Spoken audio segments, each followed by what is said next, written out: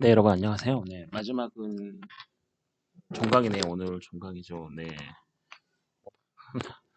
네, 찍을 곳이 없어가지고 여러분이 잘 아시는 곳입니다. 여기 오바마 홀에 있는 카페인데요. 네, 카페 그라지죠. 네, 여기서 찍고 있습니다.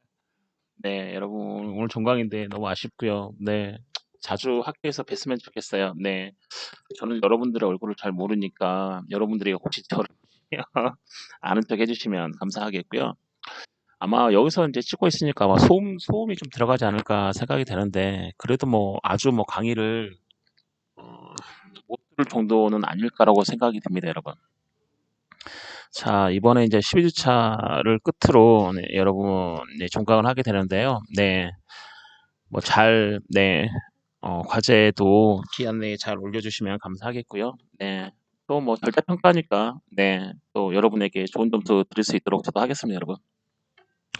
자, 오늘 마지막 이제 12주차 강의죠. 자, 저번 주까지 해서 직업 선택, 네, 직업의 자유에 대해서 했고요. 자, 오늘은 그 청구권적 기본권에 의의하고요. 네, 참정권적 기본권하고 국민의 기본권 의무, 기본 의무죠. 네, 기본 의무에 대해서 말씀드리고 종강을 하도록 하겠습니다, 여러분. 자, 청구권적 기본권에 의해가지고요. 자, 이 청구권적 기본권은 여러분이 잘 알다시피 청구를 한다는 것은 누구에게 청구를 하는 거잖아요. 그렇죠? 청구는 누구에게 뭔가를 청구하는 건데 여기서 우리가 유념을 해야 될 건 이 청구는 개인이 개인에게 하는 게 아니고요. 네, 개인이 국가에 하는 거죠. 대상이 국가라고 하는 네, 대상이 있는 거죠. 청구. 네, 이 청구를 개인이 그렇죠. 국민이 국가에 대해서 이 청구권적 기본권을 행사를 하는 거죠. 따라서 이 청구권적 기본권은 자, 대국가적 권리를 갖는 거죠, 여러분. 음. 그리고 이 청구권적 기본권에서 중요한 건 뭐냐면 이 기본권 보장을 위한 절차적 기본권으로서의 성격을 갖는다 이런 거죠. 이게 무슨 말이냐면 다른 기본권 같은 경우에는 국민 개인이 가진 어떤 기본권을 보장을 받기 위해서 국가에다가 요구를 하는 거지만 이 청구권적 기본권이라는 것은 다른 기본권과는 달리 뭐죠? 여기 절차적 기본권으로서의 성격을 갖는다. 그러니까 뭔가를 청구를 하는 거죠. 우리가 뭔가 기본권을 침해당했거나 아니면 우리의 기본권 보장을 위해서는 국가에 무엇인가 청구를 해야 되는 거죠. 잠시만요. 녹화가 잘 되고 있나요? 네. 청구를 해야 되는데 그 청구하는 그게 뭐냐? 그게 청구권적 기본권이고 그 청구 안에는 뭐가 들어있냐? 절차라는 게 들어있죠. 어떠한 절차를 거쳐서 국가에 대해서 청구를 해라. 네, 이런 게 들어있기 때문에 이 청구권적 기본권이라는 것은 일단 이 절차적 기본권으로서 성격을 강하게 갖고 그다음에 개인이 개인에게 청구를 하는 게 아니고 국가에 대해 청구를 하기 때문에 네, 대국가적 권리라고 할 수 있습니다. 즉 그렇게 따진다면 자, 이 사인 상호 간의 적용에 당연히 어려움이 있겠죠. 원래 이 청구권이라는 건 국가를 대상으로 하는 거기 때문에. 그렇죠, 여러분. 네, 그래서 이 사인 상호 간의 어떤 적용에 어려움이 있고 여기서 또 하나 저희가 눈여겨봐야 될 거는 이 청구권적 기본권이라는 게 기본권 제한 법률 유보가 아니다. 즉 기본권 구체화적 법률 유보다. 즉 우리 헌법 제37조 2항에는 자, 국민들이 누리는 여러 가지 기본권이 있고 그 기본권이 국가의 안전보장이라든지 공공복리, 질서 유지의 목적으로 기본권의 일부를 제한할 수 있다. 그리고 그 기본권을 제한할 때는 뭘로 한다? 법률로서 국회가 제정하는 형식적 의미의 법률로서 우리의 기본권을 제한할 수 있는데 이 청구권적 기본권이라는 것은 이 기본권 제한 법률 유보가 아니라 기본권 구체화적 법률 유보다. 즉 똑같이 법률에 유보를 해요. 법률에 위임을 하는 거죠.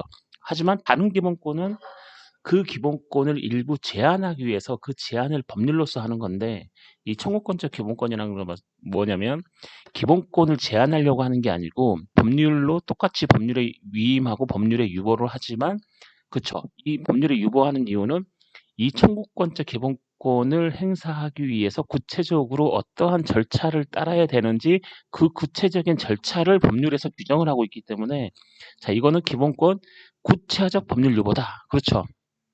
뭐 단순히 국가에 청구할 수 있다라고 하면 어떻게 청구를 하는 거냐 잘 모르잖아요. 그래서 법률에 유보를 한 거죠. 법률로서 정하도록 법률 유보를 해놓은 건데 이 법률로서 이 청구권적 기본권은 이러이러한 절차를 거쳐서 뭐 국가에다가 청구할 수 있다. 즉 뭐냐면 기본권을 더욱더 어떻게 하고 있어요? 구체화를 시키고 있는 거죠. 그렇죠, 여러분. 이해하시죠, 여러분? 다른 기본권은 뭐 행복 추구권을 가진다. 뭐 그렇죠. 뭐 교육을 받을 권리를 가진다. 이런 권리는 그 자체로서 기본권을 보장하고 있고 단지 법률은 그 기본권을 일부 제한할 수 있는 거죠. 자, 필요한 경우에 국가안전보장, 질서유지, 공공복리 이런 이 목적론적 이유로 자 필요한 경우에 하나여 법률로서 제한이 가능하다 이제 이런 거죠. 이해하시나요? 그게 이 청구권적 기본권하고 다른 점이다라고 할 수 있습니다, 여러분. 이 청구권적 기본권은 자, 본질적으로 제도 보장의 성격을 강하게 갖습니다. 제도 보장. 네, 제도 보장이 뭐라 그랬죠, 여러분? 옛날부터 내려오는 제도인데 그렇죠. 헌법이 이를 보장하고 제도 보장이라는 것은 최소한의 보장이다. 자, 기본권은 최대한의 보장이고 이 청구권적 기본권 자 이거는 자 본질적으로는 뭐죠? 제도 보장의 성격을 갖는다. 제도 보장이라는 것은 법률로서도 뭐죠? 폐지할 수 없는 거죠. 우리 사회에서 있는 이런 제도들을 폐지할 수 없는 즉 청구권은 어떤 제도 내에서 어떤 절차적 기본권, 절차적 절차를 뭐죠? 구체화시키는 절차를 구체화시키는 어떤 기본권이기 때문에 본질적으로는 그쵸? 모양은 기본권이죠. 당연히 청구권적 기본권은 최대한 보장이 돼야 되고 뭐죠? 기본권이긴 하지만 그 내면으로 본질적으로 들어가면 이 청구권적 기본권이라는 것은 어떠한 절차, 그쵸? 법률로서 기본권을 구체화시키고 어떤 국가에 대한 청구에 대한 어떤 절차를 규정을 해 놓고 있는 기본권이기 때문에 본질적으로는 뭐죠? 제도 보장, 즉 법률로서도 그러한 제도를 폐지할 수 없는 본질적으로는 제도 보장의 성격을 강하게 갖는다는 거죠. 하지만 이건 기본권이죠. 하지만 본질적으로 들어가면 이건 제도 보장의 성격을 갖는 거죠. 왜냐하면 어떠한 절차를 구체화시켜서 법률이 정하고 있는 거니까. 이해하시나요, 여러분? 자, 그래서 자유권에 비하여 당연히 광범위한 입법 형성권이 인정된다. 그렇죠. 자유권은 그쵸 뭐죠? 입법 형성권은 뭐예요? 입법자 즉 국회가 자유롭게 법률로서 뭐죠? 광범위하게 뭐죠? 청구권적 기본권을 관련해서 법률로 구체화시킬 때 광범위한 재량을 가지고 구체화시킬 수 있는 거죠. 즉 입법자에게 입법 형성권이 인정된다는 것은 네, 국회, 즉 입법자가 국회이기 때문에 국회에서 이와 관련된 구체화된 법률을 만들 때 그렇죠? 입법 형성이잖아요. 그렇죠? 법률로 청구권적 기본권을 가진다 했을 때는 그 청구권을 어떻게 사용하는지 어떤 절차를 만들어야 되기 때문에 형성하는 거죠, 법률을. 그렇죠. 그래서 입법 형성권이 인정이 되는 거죠. 광범위하게 어디에 비해서 이 자유권에 비해서 만약에 자유권에 대해서 입법자에게 즉 국회에게 니네 알아서 입법을 한번 잘 해봐라 이렇게 하고 광범위하게 줘버리면 당연히 기본권을 침해할 즉 자유권을 침해할 소지가 되게 크겠죠, 여러분. 자유권은 되게 소중한 기본권인데 그렇겠죠. 하지만 이런 청구권적 기본권은 절차를 구체화시키는 거기 때문에 이 자유권에 비해서는 그렇죠. 네, 입법자에게 어떤 광범위하게 입법 형성권, 니네가 알아서 잘 한번 해봐라 하고 더 자유권에 비해서는 그렇죠. 자유권에 비해서는 어떤 광범위한 입법 형성권이 인정이 되고 있고, 자, 원래 기본권이라는 게 자, 자의금지 원칙도 적용되고 비례 원칙도 적용되는 거죠. 이 두 가지가 한꺼번에 적용되는 건데 자, 이 청구권적 기본권의 어떤 그 위헌 심사는 자, 자의금지 원칙이 적용됩니다. 즉 현저하게 불합리한 절차법 규정이 아닌 이상 헌법에 위반되지 않는다. 즉 뭐죠? 자의금지 원칙에 같은 건 같게, 다른 건 다르게 취급한다. 단지 같은 걸 다르게 또는 다른 걸 같게 취급할 때는 거기에 따른 합리적인 사유가 있으면 된다. 자, 이런 거죠. 하지만 비례의 원칙은 뭐 목적의 정당성이라든지 또 수단의 적합성이라든지 또는 침해의 태소성, 그다음에 법익의 균형성 이 네 가지를 다 만족시켜야 되기 때문에 훨씬 더 자, 엄격한 심사 척도다. 이런 거죠, 여러분. 이 청구권적 기본권은 자, 이런 그 청구권적 기본권의 어떤 그 침해 사항에 대해서는 자, 헌법재판소가 자의금지의 원칙, 즉 같은 것은 같게, 다른 건 다르게 합리적인 사유가 있다면 같은 것은 다르게, 다른 것도 같게 할 수 있다. 그렇죠? 자, 이런 자의금지 원칙이 적용된다. 즉 따라서 현저하게 불합리한 절차법 규정이 아닌 이상은 자, 헌법에 위반되지 않는다. 이런 거죠, 여러분. 이해하시나요, 여러분? 자, 그런 청구권적 기본권이 헌법에 어디에 있느냐? 자, 청원권, 헌법 제26조에 청원권이 있는데, 자, 이 청원권이라는 것은 국가기관이 직접 의견이나 희망, 자신의 어떤 의견이나 희망을 진술할 권리가 바로 청원권인 거죠. 직접, 네. 직접 진술할 권리니까 네, 이게 청구권이라는 겁니다. 즉 본인이 직접 의견을 진술하고 희망을 진술하는 거니까 뭐죠? 대의제를 보완하는 직접 민주주의 기능을 하죠. 그렇죠? 대의제는 우리의 대표자를 뽑아서 어떤 우리의 정치적 의사를 국정에 반영시키는 건데 이 청원권이라는 것은 자기가 직접 자신의 의견이나 희망을 뭐죠? 진술을 하니까 그렇죠? 직접 하니까 당연히 대의제를 보완하는 어떤 직접 민주주의 기능을 갖는다. 그리고 청원권은 반드시 권리 침해가 있을 것을 요하는 행정쟁송과 당연히 구별된다. 자, 이게 뭐냐면 자, 행정쟁송이라는 것은 당연히 행정청에 자신의 어떤 기본권이라든지 자신의 권리를 침해하면 비로소 그 권리 침해를 당한 것을 문제 삼아서 어떤 행정심판이라든지 행정법원에 소송을 제기할 수 있죠. 즉 사전 조건이 뭐냐면 권리 침해라는 거죠. 하지만 이 청구권은 반드시 자기 자신의 권리가 침해가 없어도 어떤 일 또는 어떠한 문제 또는 어떠한 것들을 국가에다가 청원할 수 있는 거죠. 자신의 의견이나 희망을 진술할 수 있어요. 이거 좀 불편한데 자기의 권리가 반드시 침해되지 않더라도 이 청구권은 국가에다가 얘기할 수 있다. 직접 얘기할 수 있다. 그렇죠.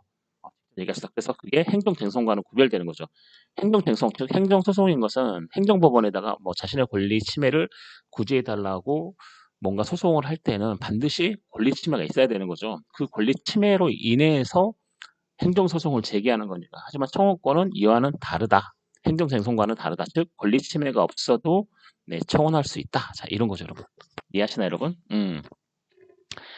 자, 그리고 재판 청구권을 볼까요? 자, 우리나라 헌법 제27조가 규정하고 있는 재판 청구권은 뭐냐면 자, 독립된 법원. 자, 이 독립이라는 것은 뭐죠? 네, 입법과 행정에서 독립이 됐다는 얘기죠. 네, 그렇죠. 이 독립된 법원이라는 의미가 뭐냐면 이 독립이 뭐에 대해서 어떤 거에서 독립이냐면 자, 입법과 행정에서의 독립입니다, 여러분. 이 독립된 법원에서 어떤 신분이 보장된 법관. 자, 신분이 보장된 법관은 뭐죠?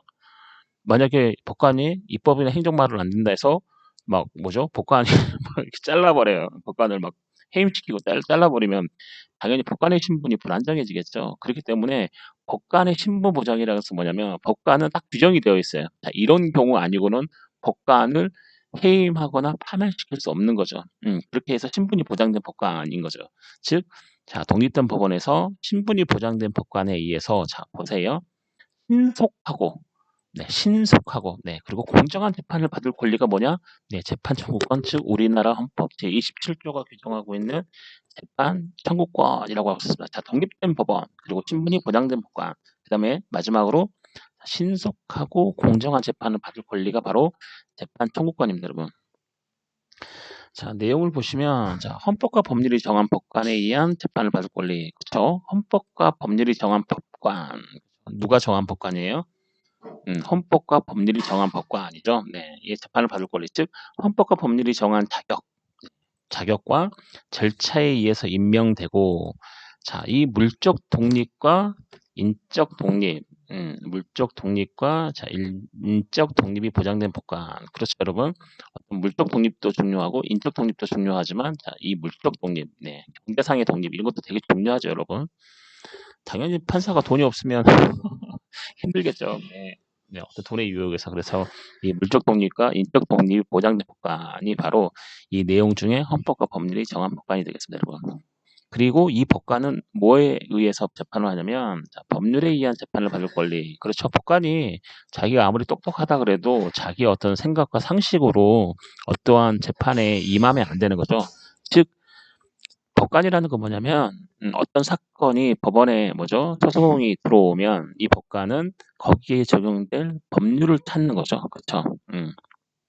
거기에 적용되는 법률을 찾아서 그 법률에 의해서 재판을 받는다. 즉 그게 바로 법률에 의한 재판을 받을 권리다. 그렇죠. 근데 이 법률은 뭐냐? 재판의 기준이 되는 어떤 절차법, 실체법 모두 합헌적 내용의 법률일 것을 요한다. 그렇죠, 여러분. 결국은 법관이 법률에 의한 재판을 하는데 이 법률이 합헌적이 아니에요. 위헌적인 법률이면 안 되겠죠.